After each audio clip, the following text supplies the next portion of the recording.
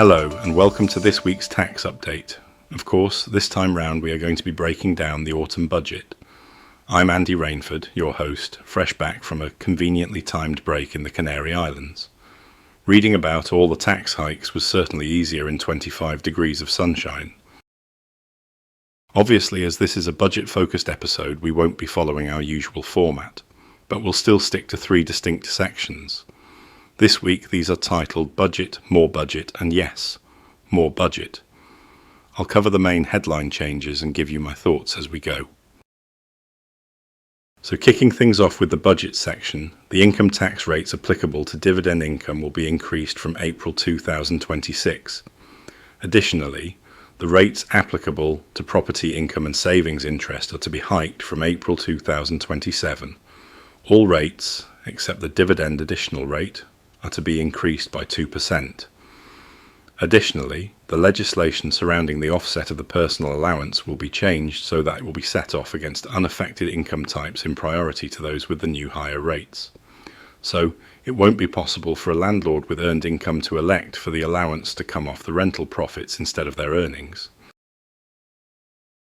The increased rate for savings interest will make tax-free incentives like ISAs more valuable. But there are changes here too.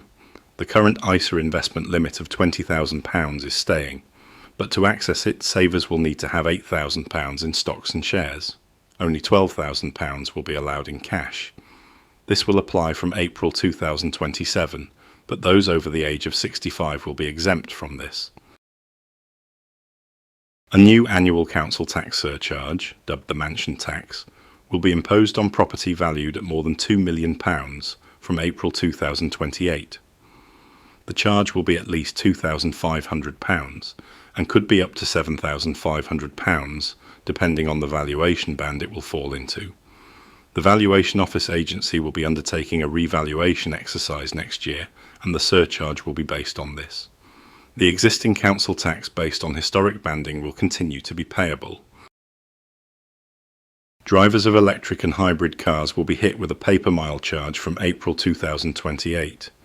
This electric vehicle excise duty will be 3 pence per mile for wholly electric vehicles and 1.5 pence for hybrids.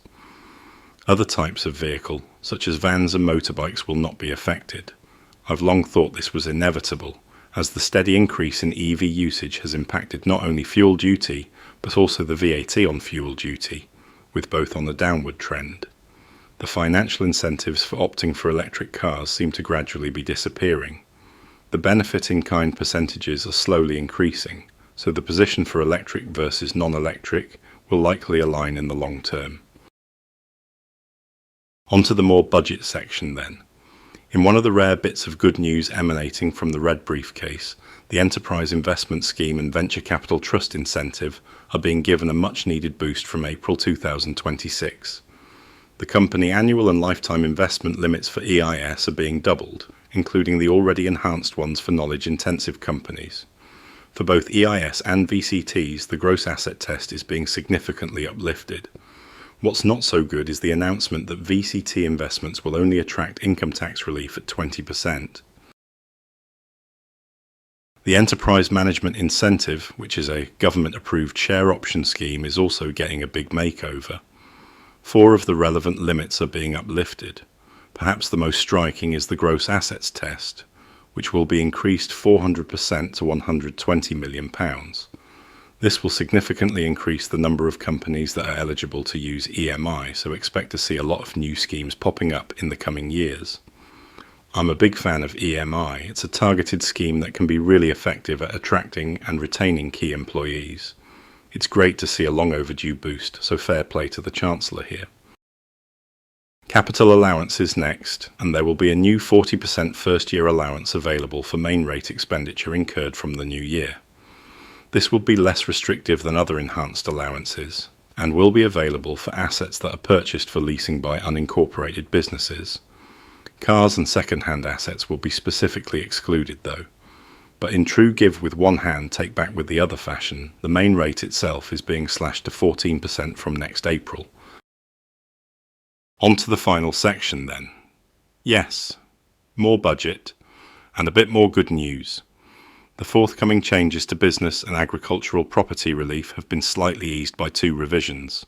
Firstly, the £1 million combined allowance is to be made transferable between spouses or civil partners. This means if one dies and doesn't utilise some or all of the allowance, it can be claimed upon the second death. But what is more valuable is that an unused allowance can be claimed where the first death occurs before April 2026, no matter when. It will be treated as though the allowance was available, but completely unused.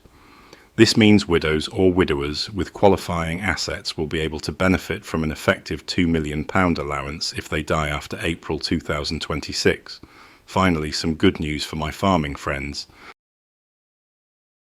And last up is the confirmation that late filing of quarterly updates in the first year of mandatory MTD for income tax will not attract a penalty. This soft landing won't apply to the annual filing. Crucially, it will also only apply to 2026 to 27. Unless it is extended, those entering MTD in 2027 to 28 will not benefit from this. That wraps things up for the budget special.